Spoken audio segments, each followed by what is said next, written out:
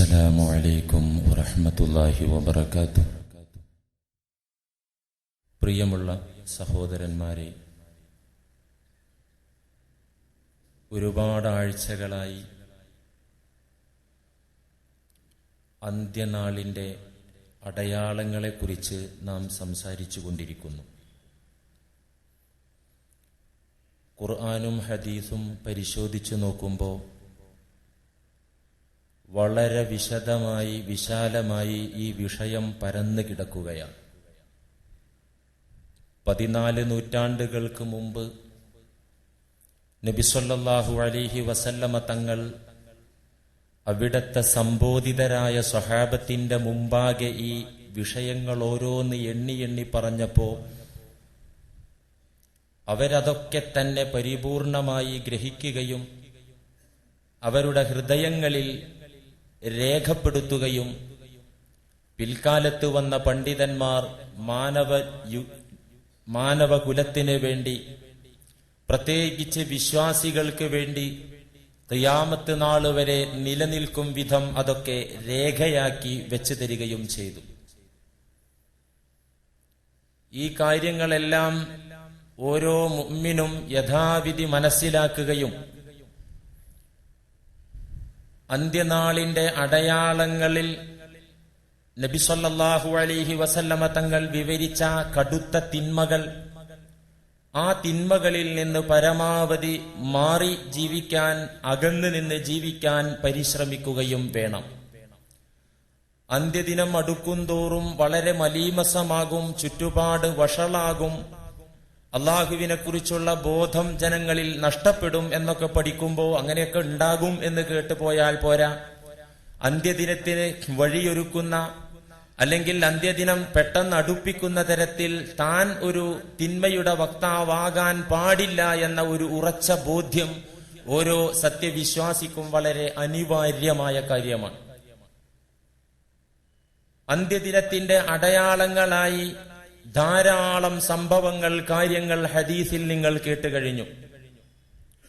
ഇമാം ബുഖാരി സ്വഹീഹിൽ ഉദ്ധരിച്ച ഹദീസിൽ അന്ത്യദിനം അടുക്കുംതോറും ലോകത്ത് ഭൂമിയുടെ വിവിധ കോണുകളിൽ, ദിക്കുകളിൽ ഭൂകമ്പങ്ങൾ അധികരിച്ചു കൊണ്ടിരിക്കുമെന്ന ബുഖാരിയുടെ ഹദീസ് നിങ്ങൾ ശ്രദ്ധിച്ചു. ഇത്തരത്തിലുള്ള ഭൂകമ്പങ്ങളും കൊടുങ്കാറ്റുകളും ലോകത്തുണ്ടാകാൻ കാരണം, അതുമൂലം ആയിരക്കണക്കിനും ലക്ഷക്കണക്കിനും ആളുകൾ ഒറ്റയടിക്ക് നശിച്ചു പോകാൻ കാരണം, അതിന്റെ അടിസ്ഥാന കാരണങ്ങളും നബി സല്ലല്ലാഹു അലൈഹി വസല്ലമ വിവരിച്ചു തന്നിട്ടുണ്ട്. വെറുതെ ഭൂമിയുടെ ഏതെങ്കിലും ഭാഗത്തേക്ക്, ഒരു രാജ്യത്തേക്ക്, ഒരു പ്രദേശത്തേക്ക് അള്ളാഹുവിന്റെ കനത്ത ശിക്ഷ അള്ളാഹു ഇറക്കുകയില്ല. അതിന് വ്യക്തമായ കാരണങ്ങൾ ഉണ്ടാകുന്നത് കൊണ്ടാണ്. ആ നാട്ടിൽ അള്ളാഹുവിന് വെറുപ്പുണ്ടാക്കുന്ന, അള്ളാഹുവിന്റെ കോപത്തിന് കാരണമാകുന്ന പ്രവർത്തനങ്ങളുമായി ധിക്കാരികളായ ജനങ്ങൾ ബന്ധപ്പെടുമ്പോ അതുകൊണ്ടാണ് ആ പ്രദേശവാസികളിൽ അള്ളാഹു ശിക്ഷ ഇറക്കുന്നത് എന്ന വസ്തുത നബി സല്ലല്ലാഹു അലൈഹി വസല്ലം പഠിപ്പിച്ചു തന്നു. ഭൂകമ്പത്തിന്റെയും കൊടുങ്കാറ്റിന്റെയും അടിസ്ഥാന കാരണങ്ങൾ 15 കാര്യങ്ങളാണെന്ന് ഇമാം തുർമുദി ഉദ്ധരിച്ച കിതാബുൽ ഫിതൻ എന്ന അധ്യായത്തിൽ വിവരിച്ച ഹദീസിൽ വളരെ വ്യക്തമായി കാണാം. അൻ അലി റളിയല്ലാഹു അൻഹു ഖാല റസൂലുള്ളാഹി സ്വല്ലല്ലാഹു അലൈഹി വസല്ലം, നബി തങ്ങൾ പഠിപ്പിക്കുകയാണ്, ഇദാ ഫഅലത് ഉമ്മത്തി 15 ഖസ്ലതൻ, എന്റെ ഉമ്മത്തിൽ 15 കാര്യം പ്രത്യക്ഷപ്പെട്ടാൽ, എന്റെ ഉമ്മത്തിലെ ആളുകൾ 15 തിന്മകളുമായി ബന്ധപ്പെട്ടാൽ, 15 അപരാധങ്ങളിൽ അവർ പങ്കുചേർന്നു കഴിഞ്ഞാൽ, ഹല്ല ബിഹൽ ബലാഉ, ആ ഉമ്മത്തിൽ ദുരന്തങ്ങൾ ഇറങ്ങിക്കൊണ്ടേയിരിക്കും, നാശങ്ങൾ ഇറങ്ങിക്കൊണ്ടേയിരിക്കും, കനത്ത ശിക്ഷകൾ ഇറങ്ങിക്കൊണ്ടേയിരിക്കും. ഹല്ല ബിഹൽ ബലാ, ആ ഉമ്മത്തിലേക്ക് ബലാ ഇറങ്ങിക്കൊണ്ടിരിക്കുമെന്നാണ് നബി സല്ലല്ലാഹു അലൈഹി വസല്ലമ അറിയിച്ചിരിക്കുന്നത്. 15 കാര്യങ്ങൾ എന്റെ ഉമ്മത്തിൽ വ്യാപിച്ചാൽ പിന്നെ ദുരന്തങ്ങൾ തന്നെയായിരിക്കുമെന്ന് പറഞ്ഞപ്പോ ഫഖീല വമാ ഹുന്ന യാ റസൂലല്ലാഹ്, ഇത് കേട്ട സ്വഹാബികളിൽ ചിലർ എണീറ്റ് നിന്ന് ചോദിച്ചു, നബിയേ, വമാഹുന്ന, ആ 15 കാര്യങ്ങൾ ഏതൊക്കെയാണ് എന്ന് ഒന്ന് വിവരിച്ചു തന്നാലും. ഉമ്മത്തിൽ അള്ളാഹുവിന് ഇഷ്ടമില്ലാത്ത 15 കാര്യങ്ങൾ ഉണ്ടാകുമ്പോഴാണല്ലോ കനത്ത അദാബിറങ്ങുക. ആ 15 കാര്യങ്ങൾ ഏതൊക്കെയാണ് എന്ന് അവിടുന്ന് ഒന്ന് വിവരിച്ചു തന്നാലും. ഈ ചോദ്യത്തിന് മറുപടിയായി ഖാല റസൂലുള്ളാഹി സ്വല്ലല്ലാഹു അലൈഹി വസല്ലം അവിടുന്ന് എണ്ണി പറയാൻ തുടങ്ങി. ഇദാ കാനൽ മഗ്നമു ദുവല വൽ അമാനത്തു മഗ്നമാ വസ്സകാത്തു മഗ്റമാ. 15 കാര്യങ്ങളിൽ ആദ്യത്തെ 3 കാര്യങ്ങൾ എണ്ണി പറഞ്ഞത് സാമ്പത്തിക മേഖലയിലെ കുറ്റകൃത്യങ്ങളാണ്, സാമ്പത്തിക ഭാഗങ്ങളിലെ അപരാധങ്ങളാണ് ആദ്യമായി എണ്ണിയ 3 കാര്യങ്ങൾ. ഒന്നേതാ, ഇദാ കാനൽ മഗ്നമു ദുവല, ഗനീമത്ത് സ്വത്ത് ദുരുപയോഗം ചെയ്യപ്പെട്ടാൽ. വേറെ ചില റിപ്പോർട്ടിൽ ഈ ഒന്നാമത്തെ കാര്യം എണ്ണിയത് ഇദത്തുഖിദൽ ഫൈഉ ദുവല, ഫൈഉ സ്വത്ത് അക്രമമായി ജനങ്ങൾ ഉപയോഗപ്പെടുത്തി തുടങ്ങിയാൽ. ഫൈഉ എന്ന് പറഞ്ഞാലും ഗനീമത്ത് എന്ന് പറഞ്ഞാലും പൊതുധനം എന്നാണ് ആശയം. ഗനീമത്ത് സ്വത്ത് യുദ്ധത്തിലൂടെ ഇസ്ലാമിക രാജ്യം നേടിയെടുക്കുന്ന സമ്പാദിക്കുന്ന ധനത്തിനാണ് ഗനീമത്ത് സ്വത്ത് എന്ന് പറയുക. ഫൈഉ സ്വത്ത് എന്ന് പറഞ്ഞാൽ യുദ്ധമില്ലാതെ ഇസ്ലാമിക പൊതു ഖജനാവിലെത്തുന്ന ധനത്തിനാണ് ഫൈഉ സ്വത്ത് എന്ന് പറയുന്നത്.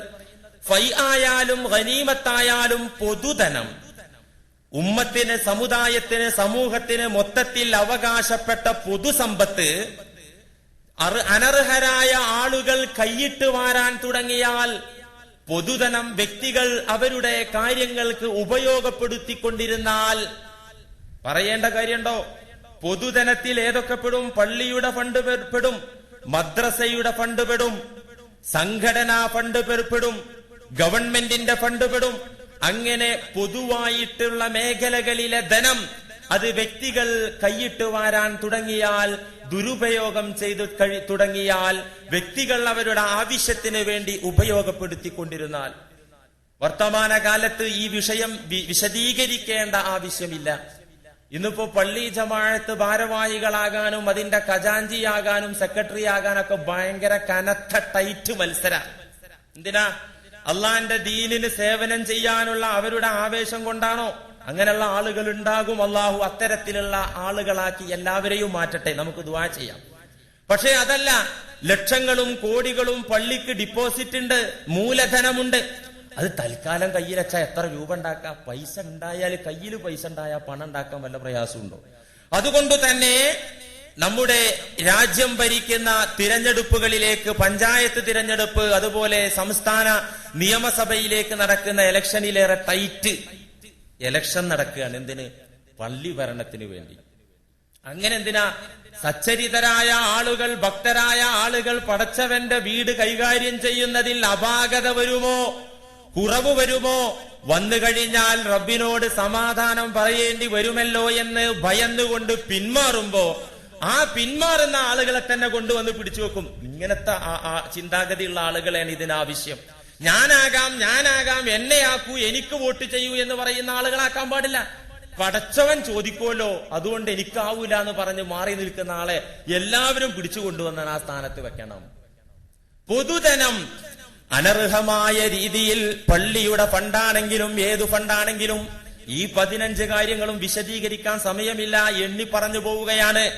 ഒന്ന്, പൊതുധനം അനർഹമായ ഭാഗങ്ങളിൽ ഉപയോഗപ്പെടുത്തി കഴിഞ്ഞാൽ, വ്യക്തികൾ അതെടുത്ത് ഉപയോഗപ്പെടുത്തി കഴിഞ്ഞാൽ. രണ്ടാമത്തേത് വൽ അമാനത്തു മഗ്നമാ, വിശ്വസിച്ച് ഏൽപ്പിക്കുന്നത് സ്വന്തം അധ്വാനിച്ച ധനം പോലെ ഉപയോഗപ്പെടുത്തുന്ന കാലം.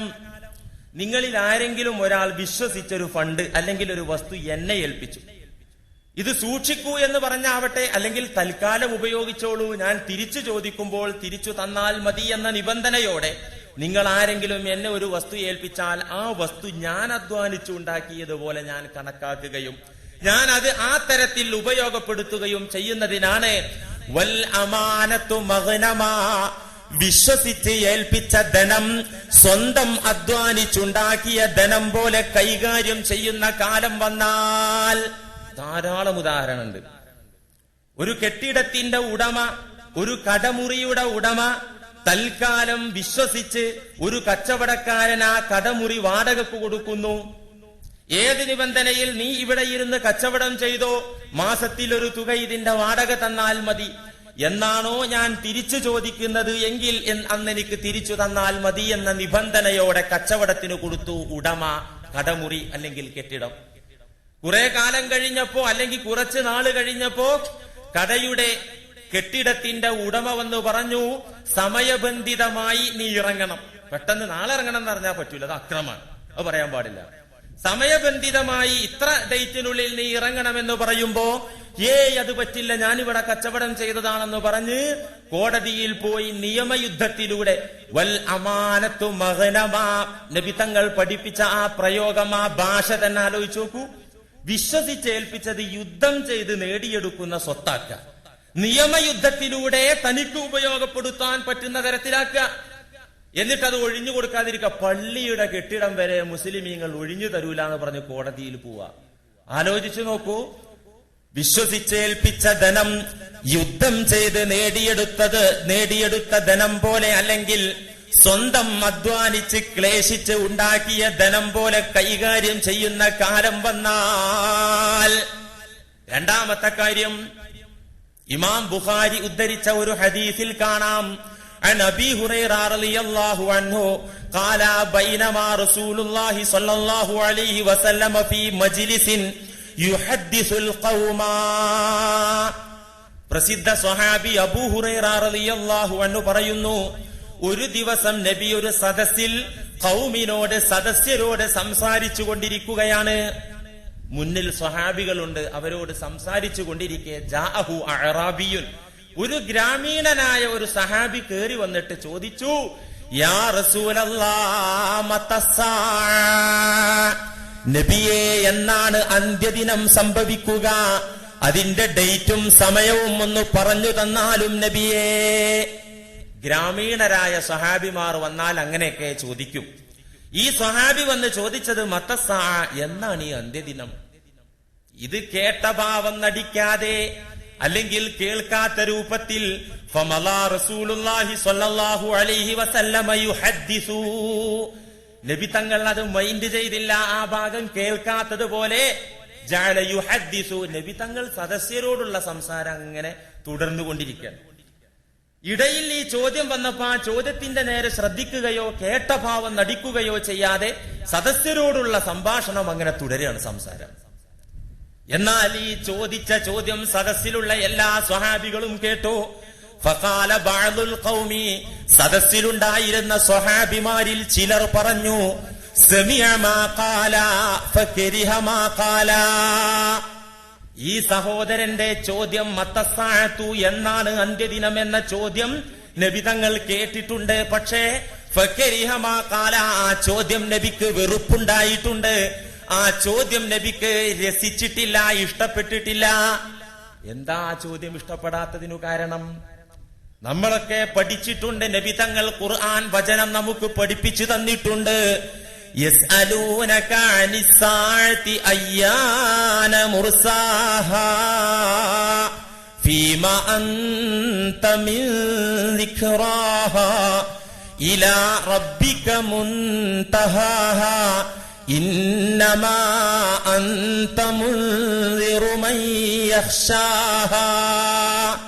സൂറത്തുൻ നാസിയാത്ത് മക്കയിൽ അവതരിച്ചതാണ്. ആദ്യകാലത്ത് വഹി ഇറങ്ങിത്തുടങ്ങിയ ആദ്യകാലത്ത് തന്നെ ഇറങ്ങിക്കിട്ടിയ വചനം നമ്മളൊക്കെ കേട്ടിട്ടുണ്ട്.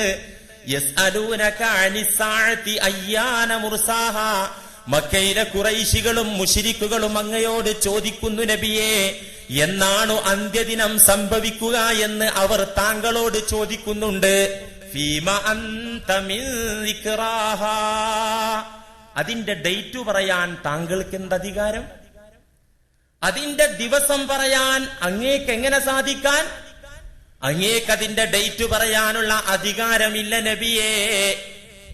അതിന്റെ ഇൽമ് ഇലാ റബ്ബിക മുൻതഹാഹാ, അതിലെ അവസാന വാക്ക്, അതിലെ അവസാനത്തെ അറിവ് ഇലാ റബ്ബിക, താങ്കളുടെ നാഥനിങ്കൽ നിക്ഷിപ്തമാണ്. അത് അള്ളാഹുവിനെ അറിയൂ.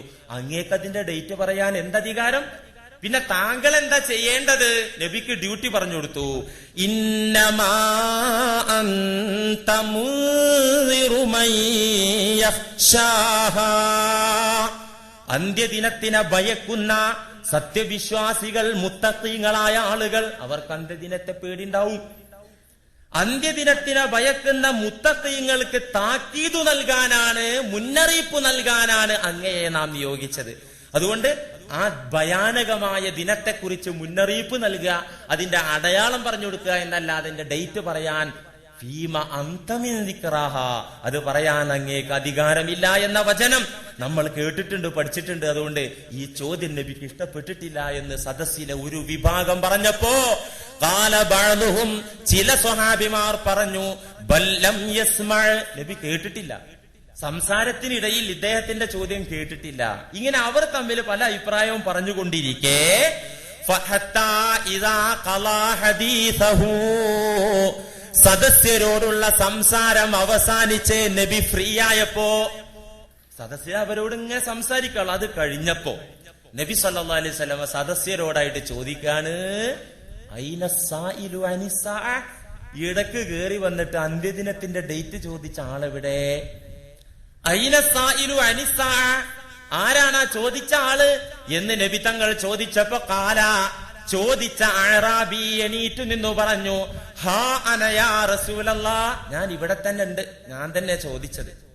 ഫഖാല, അപ്പോൾ ആ ചോദ്യത്തിനുള്ള മറുപടി പറഞ്ഞത്, ഇദാ ളുയിഅത്തിൽ അമാനത്തു ഫന്തളിരിസ്സാ, അമാനത്ത് ദുരുപയോഗം ചെയ്യപ്പെട്ടാൽ, വിശ്വസിച്ച് ഏൽപ്പിക്കപ്പെട്ട ധനം അക്രമത്തിലൂടെ സമ്പാദിക്കുന്ന കാലം കണ്ടാൽ അന്ത്യദിനം കാത്തിരുന്നു കൊള്ളുക. അമാനത്ത് ദുരുപയോഗം ചെയ്താൽ പിന്നെ ഖിയാമത്ത് നാൾ കാത്തങ്ങനെ ഇരുന്നാ മതി, പ്രതീക്ഷിച്ചിരുന്നാ മതി.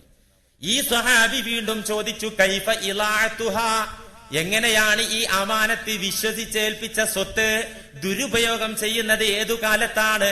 ഖാല ഇദാ വുസിദൽ അംറു ഇലാ ഗൈരി അഹ്ലിഹി, അനർഹരിലേക്ക് കാര്യങ്ങൾ എത്തുക. അർഹരിലേക്കല്ലേ ഒരു കടമുറി വാടക കൊടുക്കുകയാണെങ്കിൽ അതിന് അർഹത ഉണ്ടോ ഇല്ലെന്ന് നോക്കണം. കച്ചവടം ചെയ്യുമ്പോൾ കൂറ് പങ്കാളിയാക്കാൻ ഒരാളെ കിട്ടിയാൽ അവൻ അതിന് പറ്റുമോ ഇല്ലെന്ന് നോക്കണം. മുസ്ലിം അതൊക്കെ ആലോചിക്കണം. നിങ്ങൾ എന്താ കരുതി 5 വക്ത് പള്ളിയിൽ ഒന്ന് കുനിഞ്ഞു നിവർന്നാ മതിയെന്നോ? ഇതൊക്കെ നോക്കുമ്പോ ഇയാളൊന്നും ഈ യുഗത്തിൽ ജീവിക്കേണ്ട ആളല്ല, ഒരു നൂറ്റാണ്ട് മുമ്പ് ജീവിക്കേണ്ട ആളാണ്, അല്ലെങ്കിൽ വല്ല കാട്ടിലും പോയി കഴിയേണ്ട ആളാണെന്നൊക്കെ ഉള്ള സംസാരങ്ങൾ വരും.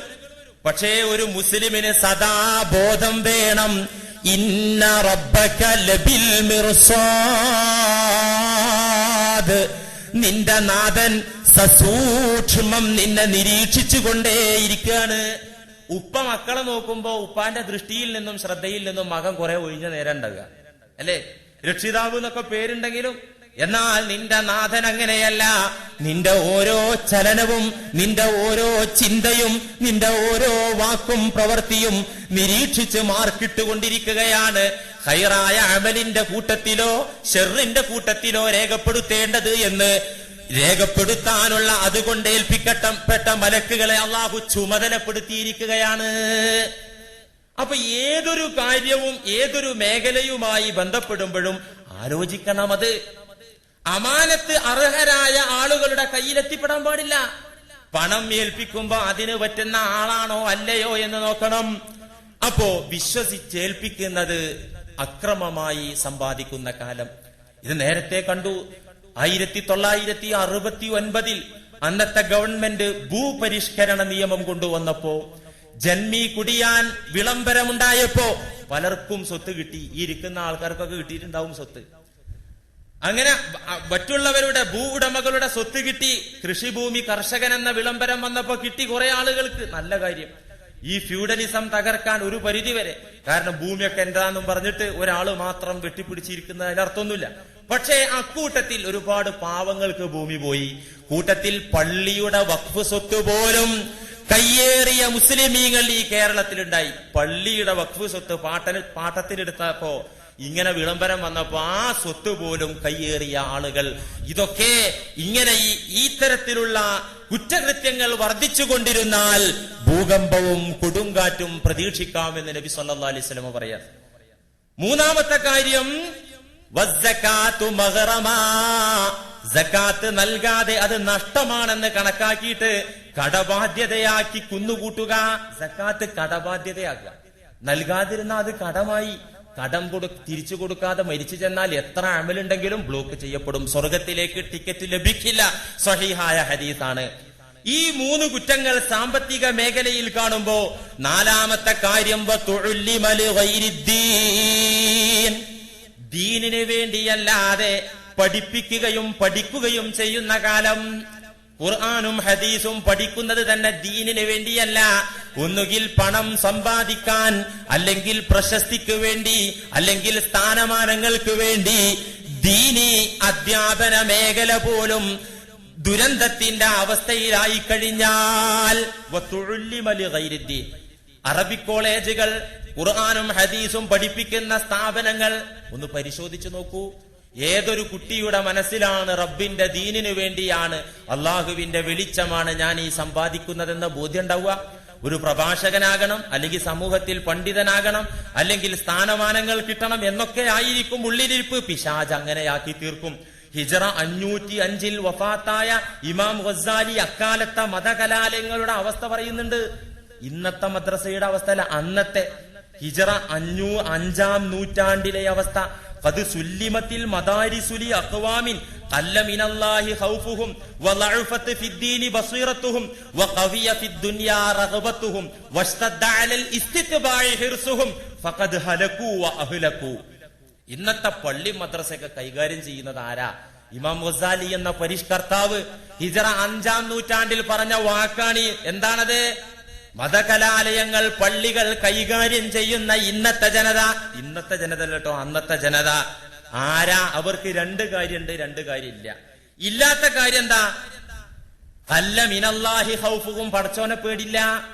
രണ്ടാമത്തേതോ വളഅഫത് ഫിദ്ദീനി ബസീറത്തുഹും, ദീനിനെ കുറിച്ച് ഒരു ഉൾക്കാഴ്ചയുമില്ല. ദീനിന്റെ പുറംകാമ്പിനെ, പുറന്തൊലിയെ കുറിച്ചേ അവർക്കറിയൂ. ദീനിന്റെ ചൈതന്യം അവരിൽ ഇല്ല. ഉള്ള 2 കാര്യം എന്താ? ഖവിയ ഫിദ്ദുനിയാ റഗ്ബത്തുഹും, ദുനിയാവിനോടുള്ള അവരുടെ ശക്തിയായ ആശയം. അതുകൊണ്ട് ഇപ്പൊ പള്ളിന്റെ ഫണ്ട് കക്കൊന്നും വേണ്ട, തൽക്കാലം ഒന്ന് എടുത്ത് റോൾ ചെയ്ത് ബിസിനസ് ചെയ്ത് അതങ്ങോട്ട് തിരിച്ചു വെച്ചാൽ പോരെ. പണ്ടുള്ള ആളുകളൊക്കെ, ഇന്നും അങ്ങനത്തെ ആളുകൾ ഉണ്ട് കേട്ടോ, അങ്ങനെയുള്ള പൊതുഫണ്ട് വേറൊരു ഭാഗത്ത് ഒരു കിഴിയാക്കി അല്ലെങ്കിൽ ഒരു ഭാഗത്ത് കൊണ്ടുപോയി വെച്ച് ആരെങ്കിലും കടം ചോദിച്ചാൽ പോലും വീട്ടിൽ അത്യാവശ്യം അരി വാങ്ങാൻ വഴിയില്ലെങ്കിൽ പുറത്ത് തെണ്ടിത്തിരിഞ്ഞ് കടം കിട്ടിയില്ലെങ്കിൽ പലിശക്കും വാങ്ങും. എന്നാലും ഇതിൽ തൊടൂല. പലിശക്ക് വാങ്ങാൻ പാടില്ല, ഹറാമാണ്. പക്ഷെ അന്നം മുട്ടിക്കഴിഞ്ഞാല് ഭാര്യ ആശുപത്രിയിലാണ്, മര്യാദക്ക് ആരോടും കടം ചോദിച്ചിട്ട് കിട്ടുന്നില്ല. അപ്പൊ ശവം തിന്നണ മാതിരി പലിശക്ക് പണമെടുത്താലും ഉപയോഗപ്പെടുത്താതെ നല്ല മനുഷ്യന്മാര് അത് ഇന്നുണ്ട്. എനിക്കറിയാം, പരിചയമുള്ള ആളുകളുണ്ട്. അങ്ങനെയാണ് പൊതു ഫണ്ട്, പൊതുധനം കൈകാര്യം ചെയ്യേണ്ടത്. നിങ്ങൾ ആലോചിച്ചു നോക്കൂ. നബി സല്ലല്ലാഹു അലൈഹി വസല്ലം പറയുന്നു, ഈ ദീനിന് വേണ്ടിയല്ലാതെ അധ്യാപനം നടത്തുക. ഇമാം ഗസാലി അതാ പറയുന്നത്. ദുനിയാവിനോടുള്ള അവരുടെ പ്രേമം ശക്തമായതാണ്. അതുപോലെ തന്നെ വസ്തദ്ദ അലൽ ഇസ്തിത്ബാഇ ഹിർസുഹും, നേതാവാകാനുള്ള അവരുടെ താല്പര്യം കനത്തതാണ്. ഇങ്ങനെയുള്ള സ്വഭാവക്കാര് അത് ഹലക്കു അഹ്ലക്കു, അവർ സ്വയം നശിച്ചിട്ടുണ്ട്, അവർ വേറെയുള്ളവരെ നശിപ്പിക്കുകയാണ്. ചങ്ങലക്ക് ഭ്രാന്തായ എന്താ ചെയ്യാ? പള്ളി മദ്രസയും കൈകാര്യം ചെയ്യുന്നവൻ എന്നെ തല തിരിഞ്ഞാൽ പിന്നെ ഇതിൽ വന്ന് നിസ്കരിക്കുന്ന ആളുകളും ഈ മതകലാലയങ്ങളിൽ അധ്യാപനം നടത്തുന്ന വിദ്യാർത്ഥികളുടെയും അവസ്ഥ എന്താകും? ഞാൻ ഇന്നത്തെ അവസ്ഥ പറയല്ല, കിതാബിന്റെ, മുസ്ലിം ലോകം അംഗീകരിക്കുന്ന കിതാബിന്റെ ഉദ്ധരണി ഒന്ന് വായിച്ചതാണ്. എന്ത് പഠനം? ഇസ്ലാമിക പഠനം എന്നോടെ പറഞ്ഞില്ല. ഭൗതിക കലാലയങ്ങളിൽ പോയി ഒരു മുസൽമാന്റെ മകൾ പോയി പഠിക്കുകയാണെങ്കിൽ, പടച്ചവനെ ഞാൻ ഈ പഠിക്കുന്നത് നിനക്ക് വേണ്ടിയാണെന്ന ബോധം വേണം. ഏത് ഭൗതികമായ കോഴ്സാണെങ്കിലും, ഡോക്ടറാകാൻ പഠിക്കുകയാണെങ്കിലും, എഞ്ചിനീയർ ആകാൻ പഠിക്കുകയാണെങ്കിലും, വേറെ ഏത് മേഖലയിൽ പോകുകയാണെങ്കിലും ദീനിയായ ബോധം പടച്ചതമ്പുരാന്റെ പൊരുത്തത്തിന് വേണ്ടി പഠിക്കണം. അല്ലാതെ ഭൗതികമായ കാര്യത്തിന് വേണ്ടി പഠനം നടത്തുന്ന കാലം വന്നു കഴിഞ്ഞാൽ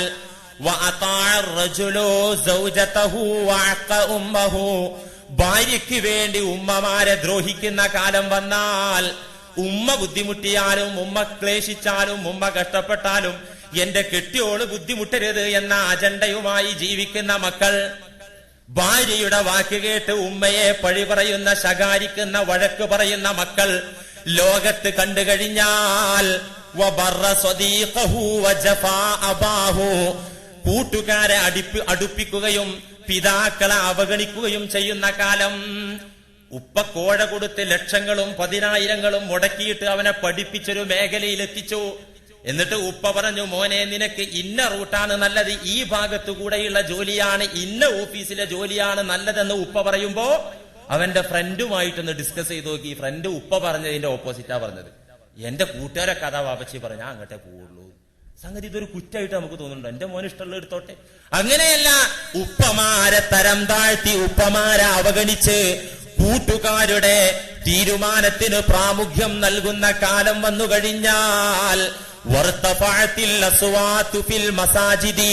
പള്ളികളിൽ ഭൗതികമായ സംസാരങ്ങൾ ഉയർന്നു കേട്ട് കഴിഞ്ഞാൽ അള്ളാഹുവിന്റെ ഭവനങ്ങൾ, അവിടെ അള്ളാഹ്ക്ക് ധ്യാനം, അള്ളാഹുവിന് ഇബാദത്താ നടക്കേണ്ടത്. ആ പള്ളികളിൽ ദുന്യവിയായ സംസാരങ്ങൾ ഉയർന്നു കേട്ട് കഴിഞ്ഞാൽ നബി തങ്ങൾ എണ്ണുകയാണ്, ഇന്ന് വഴക്കിന്റെയും തർക്കത്തിന്റെയും കേന്ദ്രങ്ങളായി പള്ളികൾ മാറിയിരിക്കുകയല്ലേ. ദുന്യവിയായ സംസാരം പള്ളിയിൽ എത്ര വലിയ കുറ്റാന്നറിയോ നിങ്ങൾക്ക്? എത്ര വലിയ കുറ്റ. നബി സല്ലല്ലാഹു അലൈഹി വസല്ലമ എത്ര മുന്നറിയിപ്പുകളാണ് നമുക്ക് തന്നിട്ടുള്ളത്.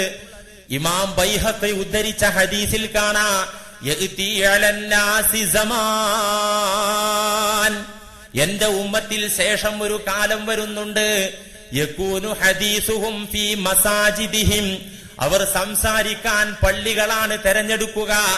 ഏതു സംസാരം? ദീനിനെ കുറിച്ച്, ഖുർആനിനെ കുറിച്ച്, ഹദീസിനെ കുറിച്ച്, സുന്നത്തിനെ കുറിച്ചുള്ള സംസാരമല്ല.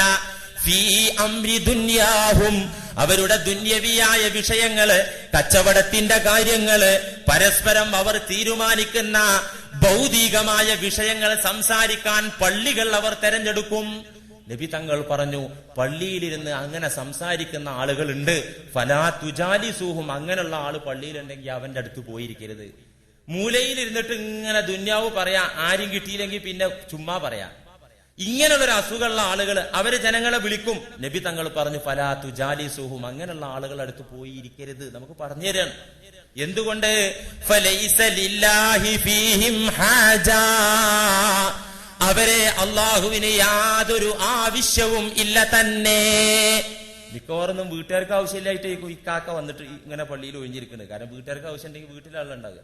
അങ്ങനെ ഒരാവശ്യമില്ലാതെ അടവ് തെറ്റിയിൽ മൂലയിൽ ഇരിക്കുമ്പോൾ ആളുകൾ അങ്ങനെ വിളിച്ച് വെറുതെ ഫസാദ് ദുന്യവിയായ സംസാരം പറയുമ്പോ ഫലൈസ ലില്ലാഹി ഫീഹിം ഹാജ, അള്ളാഹ്ക്ക് അവരെ ആവശ്യമില്ല. ഫലാ തുജാലിസുഹും, അങ്ങനത്തെ സ്ഥലത്ത് പോയിരിക്കരുത്. പള്ളിയിൽ ദുന്യവിയായ സംസാരം ദീനിന്റെ ലേബിളിൽ, ദീനിന്റെ ഐക്കണിൽ. ഇമാം അഹ്മദ് ഉദ്ധരിച്ച ഹദീസിൽ കാണാം, ലാ തഖൂമു സ്സാഅ, പുണ്യ നബി പഠിപ്പിക്കുന്നു, അന്ത്യദിനം സംഭവിക്കുകയില്ല. ഹത്താ യതബാഹന്നാസു ഫിൽ മസാജിദ്, പള്ളികളുടെ കാര്യം പറഞ്ഞും ജനങ്ങൾ ദുരഭിമാനം നടിക്കും. പള്ളികളുടെ കാര്യത്തിൽ ജനങ്ങൾ ഈഗോ പറയും. ഞാൻ ആ പള്ളി ഉണ്ടാക്കിയ ആളാണ്, ആ പള്ളിയിൽ ഇപ്പൊ ഞാൻ ഇത്ര രൂപ ചെലവഴിച്ചു, ആ പള്ളിയിൽ മൊയ്ലിയർക്ക് ശമ്പളം കൊടുക്കുന്നത് ഞാനാ. അങ്ങനെ ഹത്താ യതബാഹന്നാസു ഫിൽ മസാജിദ്, പണ്ടൊന്നും അങ്ങനെയല്ലേന്നു. അള്ളാഹിന്റെ ദീനിന് വേണ്ടി ചിലവഴിച്ചാൽ ദുന്യാവിന്റെ സ്ഥാനമാനങ്ങൾ പ്രൗഢി പകിട്ടുപോലെ പള്ളികളുടെ കാര്യത്തിൽ ജനങ്ങൾ ദുരഭിമാനം നടിക്കുന്ന കാലം വരാതെ അന്ത്യദിനം സംഭവിക്കുകയില്ല. യഅ്മുറൂന മസാജിദഹും, അവരുടെ പള്ളികൾ അവർ അലങ്കരിക്കും, മോടി കൂട്ടും, സൗകര്യം കൂട്ടും. അതൊക്കെ നല്ലത് തന്നെ. പക്ഷേ വഹിയ ഖറാബും മിൻ ദിക്രില്ലാഹ്, അവിടെ അള്ളാഹുവിന്റെ ദിക്ർ നടക്കുന്നില്ല, അള്ളാഹുവിനെ കുറിച്ചുള്ള സ്മരണയില്ലാത്ത ശവങ്ങളായ ജീവനില്ലാത്ത ചില ചടങ്ങുകൾ മാത്രമാണ് അത്തരം പള്ളികളിൽ നടക്കുന്നത്. അവിടെ ദുന്യാവിന്റെ സംസാരങ്ങളാണ്. വർത്തമാന കാലത്തെ അവസ്ഥയൊന്ന് പരിശോധിച്ചു നോക്കൂ സഹോദര. ഫർള് നമസ്കാരം, ജുമുഅ നമസ്കാരം പോലും നിർവഹിക്കുന്ന സമയത്ത് പോക്കറ്റുകളിൽ നിന്ന്, കീശകളിൽ നിന്ന് സിനിമാ ഗാനങ്ങളല്ലേ കേട്ടുകൊണ്ടിരിക്കുന്നത്? അല്ലേ? നിസ്കാരം നടക്കുമ്പോ സിനിമ പാട്ട്. ആരാ? മൊബൈൽ ഫോൺ തന്നെയാണ് മുഖ്യ വില്ലൻ. എത്ര പറഞ്ഞാലും എത്ര ഓർമ്മപ്പെടുത്തിയാലും മറക്കും. മറന്നാൽ എന്താ വേണ്ടത്? അതൊന്ന് പഠിച്ചോ. മൊബൈൽ ഫോൺ സ്വിച്ച് ചെയ്യണം, ഓഫ് ചെയ്യണം എന്ന് എല്ലാ പള്ളിയുടെയും കവാടത്തിൽ എഴുതി വെച്ചിട്ടുണ്ട്. ചില ഇമാമമാരൊക്കെ നിസ്കാരത്തിന് മുമ്പ് പ്രത്യേക ഉണർത്താറുണ്ട്. എന്നാലും കാണാതെ ഓഫാക്കാൻ മറക്കും, അവന് വേറെ ഏതോ ലോകത്തായിരിക്കും ഇതൊക്കെ പറയുമ്പോൾ. അങ്ങനെ മറന്നു കഴിഞ്ഞാൽ എന്താ ചെയ്യേണ്ടത്? കാരണം അത് വലിയ തിന്മേട്ടോ. ഖുർആൻ ഒരു ചോദ്യം ചോദിച്ചിട്ടുണ്ട്, വമൻ അല്ലമു മിമ്മൻ മനഅ മസാജിദല്ലാഹി അൻ യുദ്കറ ഫീഹ ഇസ്മുഹു. അല്ലാഹുവിനെ ഓർക്കുന്നതിൽ നിന്ന് ജനങ്ങൾക്ക് ഉപദ്രവമാകുന്ന, ജനങ്ങളെ തടയുന്ന, നമസ്കരിക്കുമ്പോൾ ആ നമസ്കാരത്തിന് വിഘാതമാകുന്ന, തടസ്സം സൃഷ്ടിക്കുന്ന തരത്തിൽ പെരുമാറുന്ന ആളെക്കാൾ വലിയ ദ്രോഹിയ ആരാ? നിസ്കരിക്കുന്ന ആളുകൾക്ക് ഉപദ്രവം ചെയ്യുന്നവരെക്കാൾ വലിയ അക്രമിയാരാണ്, ദ്രോഹിയാരാണ്? ഖുർആൻ ചോദിക്കാണ്, വമൻ അല്ലമു മിമ്മൻ മനഅ മസാജിദല്ലാഹ് അൻ യുദ്കറ ഫീഹ ഇസ്മുഹു വസഅ ഫീ ഖറാബിഹാ. അതിന്റെ ഹുർമത്ത്, അതിന്റെ പവിത്രത തകർക്കുന്ന തരത്തിൽ പ്രവർത്തിക്കുന്ന ആളുകൾ, അള്ളാഹുവിന്റെ ദിക്റിൽ നിന്ന് തടസ്സപ്പെടുത്തുന്ന, നമസ്കാരത്തിന് തടസ്സമുണ്ടാക്കുന്ന ആളുകൾ, അവരെക്കാൾ വലിയ ദ്രോഹികളാരാ? ഈ കൂട്ടത്തിൽ പെടും ഈ ആളുകള്. അതുകൊണ്ട് എന്താ, മൊബൈൽ ഫോൺ ഓഫാക്കാൻ മറന്നാൽ അങ്ങനെ സംഭവിക്കാലോ, അങ്ങനെ സംഭവിക്കാം. അങ്ങനെ സംഭവിച്ചാൽ നിസ്കാരം നടക്കുന്ന നേരത്ത് ഈ പാട്ടം കെട്ട് പാടി തുടങ്ങി എന്താ ചെയ്യേണ്ടത്? ചിലർക്ക് അപ്പൊരു ഭക്തിന് കൂടും, പഠിച്ചവൻ അയിമലൊന്നും തൊടാൻ പാടില്ല, അതൊക്കെ തൊട്ടാ നിസ്കാരത്തിന് ശ്രദ്ധ പോകുന്ന കാര്യമല്ലേ. എന്നിട്ട് ഇഖ്ലാസിലാണ് നിസ്കരിക്കും. ആ ഭാഗത്തുള്ള ആ പള്ളിയിൽ നിസ്കരിക്കുന്ന എല്ലാ ആളുകൾക്കും വിശ്വാസം ഉണ്ടാകും, അവരെ നമസ്കാരത്തിന് ഭംഗം വരും. അതുകൊണ്ട് എന്താ ചെയ്യേണ്ടത്? ചില അറബി സഹോദരന്മാർ ഗൾഫ് കൺട്രികളിലൊക്കെ ഇങ്ങനെ മൊബൈൽ ബെല്ലടിച്ചു കഴിഞ്ഞാൽ അവര് കീശയിൽ എടുത്തിട്ട് ഇങ്ങനെ നോക്കും സ്ക്രീനിലേക്ക്, ആരാപ്പി വിളിക്കുന്നത്, നിസ്കരിക്കാൻ. എന്നിട്ട് ഇങ്ങനെ നോക്കിയിട്ട് ആ ആൻസർ ബട്ടണിലാണ് അമർത്തിയിട്ട് അല്ലാഹു അക്ബർ ബെല്ലാണ് പോക്കറ്റ് കിടും. അത് മസാലയൊക്കെ ഉണ്ട്, നിസ്കാരം മുറിയാതെ ഇടപാട് ചെയ്യാൻ മസാല ഉണ്ട്. ഫിഖ്ഹിലുണ്ടല്ലോ. ഇങ്ങനെ നിസ്കരിക്കുമ്പോൾ ഒരു കണ്ണുപൊട്ടൻ ഇങ്ങനെ നടക്കുന്നുണ്ട്, നടന്നിങ്ങനെ പോയിട്ട് നിസ്കാരം എന്ന് പറഞ്ഞ വിഷയം പറയുമ്പോൾ അതിന്റെ മസാലയൊക്കെ നമുക്ക് പഠിക്കേണ്ട, അന്ന് ഇതുവരെ പറഞ്ഞിട്ടില്ല. അപ്പൊ ഒരു കണ്ണുപൊട്ടൻ ഇങ്ങനെ നടന്നു പോകുന്നു, ഫ്രണ്ടിലൊരു കിണർ. എന്ത് ചെയ്യും? നിസ്കരിക്കുന്ന ആള് നിസ്കരിച്ചുകൊണ്ടിരിക്കുക, ഇവനിത് കാണുന്നുണ്ട്, കാണണ്ടാന്ന് വിചാരിച്ചിട്ടാണ് കണ്ടു, കണ്ണുപൊട്ടൻ അങ്ങനെ പോവാ. ഒരു ഉദാഹരണം, കിണറിന്റെ അരികിൽ എത്തിയിട്ടുണ്ട്. അപ്പൊ എന്താ ചെയ്യാ? നിസ്കാരം മുറിക്കാതെ ആ ആളെ ഉണർത്താൻ വഴിയുണ്ട്. ഖുർആനിലെ ഏതെങ്കിലും ഒരു ആയത്ത് ഓതുക, അതുമായി ബന്ധപ്പെട്ട ആയത്ത്, അങ്ങനെ ആ ആളതിൽ നിന്ന് വ്യതിചലിപ്പിക്കാൻ നിസ്കാരം മുറിയില്ല. ഇതുപോലെ ഈ പണി ചെയ്യാൻ മസാലയൊക്കെ ഉണ്ടാവും, പക്ഷെ അത് നിസ്കാരത്തിന്റെ ഹുർമത്ത്, പവിത്രതയ്ക്ക് നിരക്കാത്ത ഇടപാടായതുകൊണ്ട് ആരും ആ പണി ചെയ്യണ്ട. അല്ലാഹു അക്ബർ സുബ്ഹാനല്ലാഹ് എന്നൊക്കെ നിസ്കാരത്തിൽ തസ്ബീഹും ദിക്റൊക്കെ ചൊല്ലാം, പക്ഷെ മൊബൈൽ ഫോൺ എടുത്തിട്ട് അത് വേണ്ട. പിന്നെന്താ ചെയ്യാ? 3 അനക്കം തുടർച്ചയായി അനങ്ങിയാലേ നിസ്കാരം ബാത്തിലാകുള്ളൂ. എന്തേ? നമസ്കരിക്കുന്നവൻ തുടരെ 3 അനക്കം അനങ്ങിയാലേ നമസ്കാരം ബാത്തിലാകൂ. 1 അനക്കം 2 അനക്കം തുടരെ അനങ്ങിയാൽ ബാത്തിലാവൂല. നബി സല്ലല്ലാഹു അലൈഹി വസല്ലം തങ്ങൾ നിസ്കരിച്ചില്ലേ? ഹാമിലുൻ ഉമാമത്ത് എന്ന് പറയുന്ന പെൺകുട്ടിയെ എടുത്തുകൊണ്ട് ഫഇദാ സജദ, നബി സുജൂദിലേക്ക് പോകുമ്പോ വളഅഹ, ആ കുട്ടിയെ വെല്ലങ്ങട്ട് വെച്ചിട്ട് നബി സുജൂദ് ചെയ്യും. സുജൂദിൽ നിന്ന് കഴിഞ്ഞ് എണീറ്റ് ഖിറാഅത്തിലേക്ക്, നൃത്തത്തിലേക്ക് വരുമ്പോ റഫഅഹ, ആ കുട്ടിയെ എടുത്തിട്ട് വീണ്ടും ഒക്കത്ത് വെച്ച് നിസ്കരിക്കും. ഇപ്പൊ ഇവിടെ നിസ്കാരത്തിന്റെ അമലല്ലാത്ത ചലനം വന്നല്ലോ. അപ്പൊ അത്യാവശ്യ ഘട്ടങ്ങളിൽ ഇപ്പൊ ചൊറിഞ്ഞു കഴിഞ്ഞാൽ അസഹ്യമായ ചൊറി വന്നു കഴിഞ്ഞാൽ എന്താ ചെയ്യാ? അവിടെ ചൊറിഞ്ഞോട്ടെ എന്ന് എഴുതി സബൂറാകാനൊന്നും നമുക്ക് പറ്റൂല. മാത്രല്ല ആ ചൊറി അവിടെ നിന്ന് കഴിഞ്ഞാൽ നിസ്കാരത്തിന് തീരെ ഒരു മനസ്സാന്നിധ്യം ഉണ്ടാകൂല. അപ്പൊ ചൊറിയാന്ന് ഫുഖഹാവ് പറഞ്ഞു. അവിടെ തന്നെ ഒന്നായിട്ട് ഇങ്ങനെ മാന്തരുത്. ആ ചൊറിയുള്ള ഭാഗത്ത് വിരല് കൊണ്ടുപോയി വെച്ച് ഒരു വിരല് കൊണ്ട് 100 വട്ടം ചൊറിഞ്ഞാലും ബാത്തിലാവൂല. ഇതൊക്കെ ഫുഖഹാവ് പറഞ്ഞതിട്ടുണ്ട്. ഒരു വിരൽ എത്ര ചലിച്ചാലും നിസ്കാരം ബാത്തിലാവൂല. അത് ചെറിയ അനക്കമാണ്. വലിയ അനക്കം തുടർച്ചയായി 3 തവണ അനങ്ങിയാലേ നിസ്കാരം ബാത്തില. അപ്പൊ എന്ത് ചെയ്യാ? പോക്കറ്റില്, പാന്റിന്റെ പോക്കറ്റില് അല്ലെങ്കിൽ ഷർട്ടിന്റെ പോക്കറ്റിൽ ആ സാധനം ഉണ്ടെങ്കിൽ പതുക്കെ അതിലേക്ക് കൈ കൊണ്ടുപോയിട്ട് അതങ്ങോട്ട് ഓഫാക്കാൻ നിർബന്ധമാണത്. ഇനിയിപ്പോ 3 അനക്കം കൊണ്ടേ ഇത് ഓഫാക്കാൻ പറ്റുള്ളൂ. എന്നാലും അവൻ നിസ്കാരം മുറിച്ചിട്ടാണെങ്കിൽ അത് ഓഫാക്കണം. കാരണം പള്ളികളിൽ മറ്റുള്ളവർക്ക് ശല്യമാകുന്ന തരത്തിലുള്ള പ്രവൃത്തി കടുത്ത അപരാധവും തിന്മയുമാകുന്നു. അതുകൊണ്ട് സൂക്ഷിക്കേണ്ട കാര്യമാണ് ഈ വിഷയം. പള്ളികൾ ഭൗതികമായ സംസാരത്തിനുള്ളതല്ല. അവിടെ അനാവശ്യ മ്യൂസിക്കുകൾ ഒരിക്കലും ഉയർന്നു കേൾക്കാൻ പാടില്ല. അത് ഹറാമാണ്. അല്ലെങ്കിലേ മ്യൂസിക് ഇസ്ലാം വിലക്കിയ കാര്യമാണ്. അത് പള്ളികളുടെ ഉള്ളിൽ വെച്ച് പ്രാർത്ഥന നടക്കുന്ന സമയത്ത് എല്ലാവരും ശ്രദ്ധിക്കുക. അങ്ങനെ പെട്ടുകഴിഞ്ഞാൽ നിർബന്ധമായിട്ട് തുടർച്ചയായി 3 അനക്കം അനങ്ങാതെ സാവകാശം അത് എടുത്ത് ഓഫാക്കുക. ആ സമയം ഒരു ശ്രദ്ധ തെറ്റുന്നത് കുഴപ്പമില്ല. കാരണം വേറുള്ളവരുടെയൊക്കെ ശ്രദ്ധ തെറ്റുന്ന ഒരു തിന്മയായതുകൊണ്ട് ഇക്കാര്യം എല്ലാവരും ശ്രദ്ധിക്കുക. നബി തങ്ങൾ കാര്യം പറഞ്ഞത് വർത്തഫഅത്തിൽ അസ്വാതു ഫിൽ മസാജിദ്. പിന്നെയോ വകാന സഈമുൽ ഖൗമി അർദലഹും, അവരുടെ കൂട്ടത്തിലെ നിന്ദ്യരും നിസാരരും അക്കാലത്ത് ജീവിക്കുന്നവരിലെ നിന്ദ്യരായ നിസാരരായ ദീനുമായി പുലബന്ധം പോലുമില്ലാത്ത ആളുകൾ നേതാക്കന്മാരാവുക.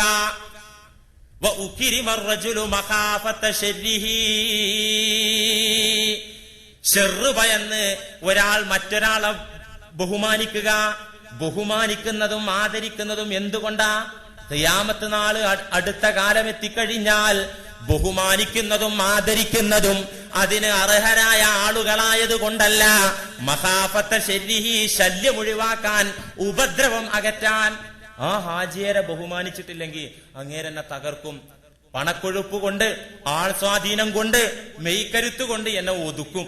അതുകൊണ്ട് എനിക്ക് സ്വസ്ഥായിട്ട് ജീവിക്കണമെങ്കിൽ ആള് പലിശ ഹാജിയരാണെങ്കിലും കിബറൻ ഹാജിയരാണെങ്കിലും അയാൾ അങ്ങോട്ട് ബഹുമാനിച്ചു കൊടുക്കുക, അല്ലെങ്കിൽ ഇവിടെ നിലനിൽപ്പില്ല എന്ന അവസ്ഥ വരിക. ബഹുമാനം, ആദരവ്, സ്നേഹം അതൊക്കെ കാപട്യമായി മാറുക, ആത്മാർത്ഥതയില്ലാതെയായി പോവുക.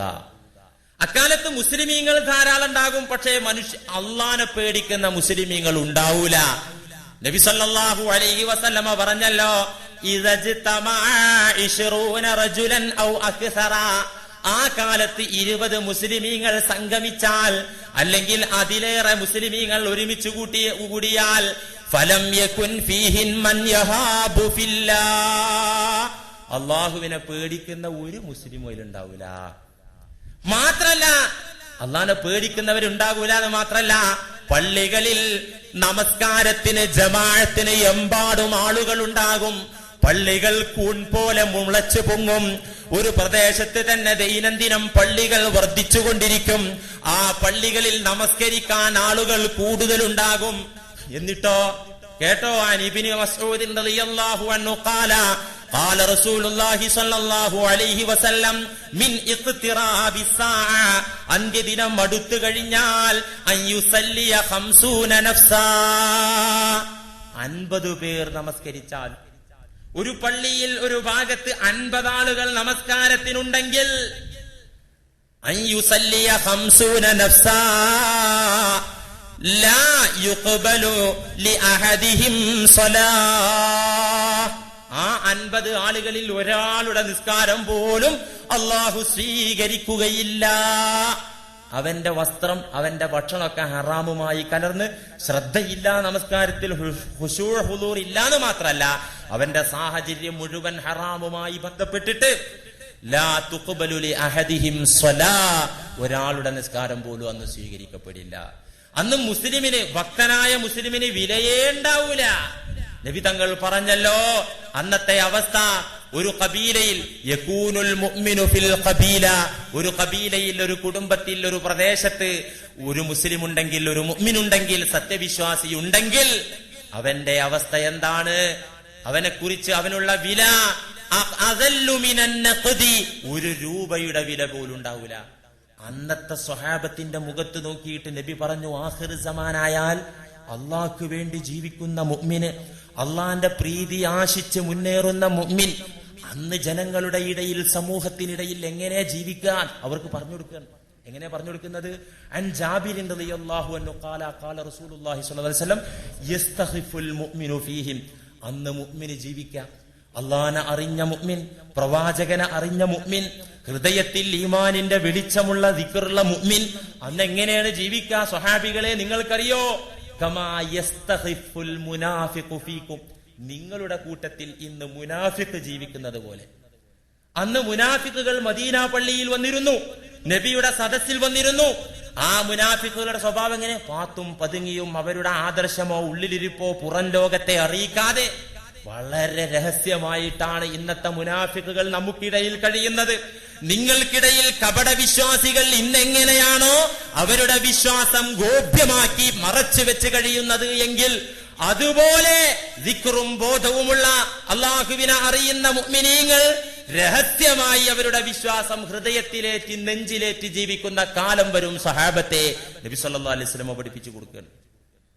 മാത്രമല്ല നബി തങ്ങൾ ഓരോന്നോരോന്ന് എണ്ണിപ്പറഞ്ഞു. എത്രയെത്ര കാര്യങ്ങളാണ്.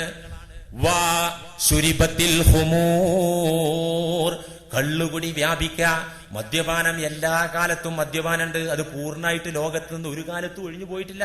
പക്ഷേ അതൊരു തിന്മയാണ്, അതൊരു മ്ലേച്ഛമായ ഇടപാടാണെന്ന ബോധ്യമെങ്കിലും അത് ചെയ്യുന്ന ആളുകൾക്ക് മുൻകാലത്തൊക്കെ ഉണ്ടായിരുന്നു. ഇന്ന് അതില്ല. അത് ചെയ്യുന്നതിൽ ഒരു പ്രശ്നവുമില്ല. ഞാൻ ഓർത്തു പോവാ, കഴിഞ്ഞ തിങ്കളാഴ്ച ഞാൻ നാട്ടിൽ പോകുമ്പോൾ ട്രെയിനിൽ ഞാൻ ഇരിക്കുമ്പോൾ എന്റെ ഓപ്പോസിറ്റിൽ ഒരു ചെറുപ്പക്കാരൻ ഇരുന്ന് ഫോൺ ചെയ്യാൻ. ഈ കഴിഞ്ഞ തിങ്കളാഴ്ച എന്താ ഫോൺ ചെയ്യുന്നത്? ബഷീറെ, നീ എവിടെയുണ്ട്? എന്താ ആ ഫുള്ള് മേടിച്ചത് അടിച്ചു തുടങ്ങിയോ? അപ്പൊ ഒരു തൊപ്പിട്ട മൊയ്ലിയേര് നേരെ ഇപ്പുറത്തിരിക്കുകയാണ്. ഈ പാവം, ഇത് മനുഷ്യൻ കേൾക്കുന്നുള്ള ഒരു നാണക്കേട്. ബഷീറെ എന്തായി? ബഷീറെ എന്നാ വിളിക്കണത്, അല്ലെങ്കിൽ വല്ല വേലായുധാന്ന് വിളിക്കുന്നത്. നമ്മൾ ആ ഭാഗം നോക്കൂല. ബഷീറെ എന്തായി? ആ ഫുള്ള് മേടിച്ചത് നീ അടിച്ചു തുടങ്ങിയോ? നമ്മൾ അവിടെ എത്തുവെങ്കിലും ഒന്ന് കാത്തു കിട്ടോ എന്നും പറഞ്ഞിട്ട് ഉറക്കെ ആ കമ്പാർട്ട്മെന്റിൽ 18, 19, 20 വയസ്സായ പിള്ളേര് നാറിയിട്ട് അസഖ്യമായ ദുർഗന്ധം. ഇവരൊക്കെ വാപ്പല്ലേ ഉമ്മല്ലേ? ഞാൻ ആലോചിച്ചു പോയി, ഈ മക്കളൊക്കെ പോക്കെങ്ങട്ടാ. മദ്യപാനം വ്യാപിക്കുക, വലുബിസൽ ഹരീർ, പട്ടും ഉയർന്ന മേത്തരം വസ്ത്രങ്ങളും അണിഞ്ഞ് ആളുകൾ അഹങ്കരിക്കുക, പൊങ്ങച്ചം നടിക്കുക. അതുപോലെ തന്നെ വത്തുഹിദത്തിൽ ഖൈനാത്തു വൽ മഗാസിഫ്, വാദ്യോപകരണങ്ങളും മ്യൂസിക്കും നിശാ ക്ലബുകളും നർത്തകിമാരും പരസ്യപ്പെടുക, വ്യഭിചാരത്തിനുള്ള കവാടം തുറന്നു വെക്കുക. വലഅന ആഖിറു ഹാദിഹിൽ ഉമ്മത്തി അവ്വലഹാ, ഈ ഉമ്മത്തിൽ കഴിഞ്ഞുപോയ മുൻഗാമികളായ സ്വഹാബത്തിനെ, താബിഉകളെ, ഇമാമുമാരെ, പിൽക്കാലത്ത് വന്ന ആളുകൾ ചീത്ത പറയുക, വിമർശിക്കുക. വലഅന ആഖിറു ഹാദിഹിൽ ഉമ്മത്തി അവ്വലഹാ, പിൽക്കാലത്തെ അവസാന കാലത്തെ മുസ്ലിമീങ്ങൾ മുൻകാലത്തുള്ള ഇമാമുമാരെയും സ്വഹാബത്തിനെയും ചീത്ത പറയാ. നിങ്ങൾ ആലോചിച്ചു നോക്കൂ, സ്വഹാബത്തിന്റെ ഇമാമുമാരുടെ വഴി വേണ്ടെന്ന് പറഞ്ഞ് ഇവിടെ ചില ഖുർആൻ പ്രബോധകന്മാരുണ്ട്. ആരാണാവോ അവരെ ഖുർആൻ പ്രബോധനത്തിന് ഏൽപ്പിച്ചത്? ഖുർആൻ പ്രബോധനത്തിന് യോഗ്യത വേണം. എന്താ യോഗ്യത? പ്രവാചകന്മാർക്കുണ്ടായിരുന്ന യോഗ്യത. അത് നബുവത്തിന്റെ യോഗ്യതയല്ലാത്ത യോഗ്യത. ഖുർആനിന്റെ അനന്തരാവകാശിയാകണം. ഖുർആനെ കുറിച്ച് അവഗാഹമുണ്ടാകണം. ഹദീസിനെ കുറിച്ച് അവഗാഹമുണ്ടാകണം. അങ്ങനെ അവഗാഹമുണ്ടായിരുന്ന ഇമാമുമാരെ, മുജ്തഹിദിന്റെ അയിമ്മത്തിനെ തള്ളിയിട്ട് ഞങ്ങളാണ് ഖുർആന്റെ യഥാർത്ഥ പ്രബോധകന്മാരാണെന്ന് പറയുന്ന വിഭാഗം, നബി അവരെ കുറിച്ച് പറഞ്ഞു, യഖ്റുജു ഫീ ഉമ്മത്തി അഖ്വാം, എന്റെ ഉമ്മത്തിൽ അവസാനം ഒരു സംഘമിറങ്ങും. യഖ്റഊനൽ ഖുർആന വയതഅല്ലമൂനഹു, അവർ ഖുർആൻ പഠിക്കും, ഖുർആൻ ഓതും, എന്നിട്ട് അവർ ജൽപ്പിക്കും. ഖറഅനാ വഅലിംനാ, ഞങ്ങൾ ഓതി, ഞങ്ങൾ പഠിച്ചു. മൻ അഅലമു മിന്നാ, ഞങ്ങളാണ് ഖുർആന്റെ ആൾക്കാര്, ഞങ്ങൾ അത്ര ഖുർആൻ അറിയുന്നവർ ആര് എന്ന് ജൽപ്പിക്കുന്ന വിഭാഗം. ഉലൈക ഹും വഖൂദുന്നാർ, അവർ നരകത്തിന്റെ വിറകുകളാണ്. ഇന്ന് ഖുർആന്റെ 1, 2 ആയത്ത്, അല്ലെങ്കിൽ 1, 2 അധ്യായം, അല്ലെങ്കിൽ 1, 2, 3 ജുസ് പഠിച്ചിട്ട് ഖുർആനിന്റെ അപ്പുറത്തുള്ള ഭാഗങ്ങൾ കാണാതെ ഖുർആനിന്റെ പുറം തൊലി മാത്രം വായിച്ചിട്ട് അതിനകത്ത് അന്തർഭവിച്ചിരിക്കുന്ന ഇഅ്ജാസോ റബ്ബാനിയായ മഅരിഫത്തോ ഒന്നും തന്നെ മനസ്സിലാക്കാതെ ഖുർആന്റെ ആളാണെന്ന് പറഞ്ഞ് മുൻഗാമികളായ മുഫസ്സിറുകളെ തള്ളിപ്പറയുന്ന ആളുകൾ, ആ ആളുകളെ കുറിച്ച് നബി പറയുന്നത് എന്താണെന്നറിയോ? നബി തങ്ങൾ അവർക്കിട്ടിരിക്കുന്ന പേര് ദീദാനുൽ ഖുർആൻ, ഖുർആനിന്റെ പുഴുക്കളാണവർ. ഖുർആനിലുണ്ട് പുഴുക്കള്, ഖുർആനിന്റെ പുഴുക്കൾ. ഫമൻ അദ്റക ദാലിക സമാൻ, ഖുർആനിന്റെ പുഴുക്കളുള്ള കാലത്ത് ആരെങ്കിലും ജീവിക്കുകയാണെങ്കിൽ ഫല്യതഅവദ് ബില്ലാഹി മിൻഹും, അവരുടെ ഉപദ്രവത്തിൽ നിന്ന് അല്ലാഹുവിനോട് കാവൽ തേടി ദുആ ചെയ്യണം. വഹുമുൽ അന്തനൂൻ, അവർ ദുർഗന്ധം വമിക്കുന്നവരാണ്. ആദർശം കെട്ടുനാറി പുഴുത്ത, ആദർശത്തിൽ പുഴുക്കളരിക്കുന്ന ദുർഗന്ധമുള്ള വിഭാഗമാണ്. അവരുമായി നിങ്ങൾ സഹവസിക്കരുത് എന്ന് നബി സല്ലല്ലാഹു അലൈഹി വസല്ലം പഠിപ്പിക്കാൻ.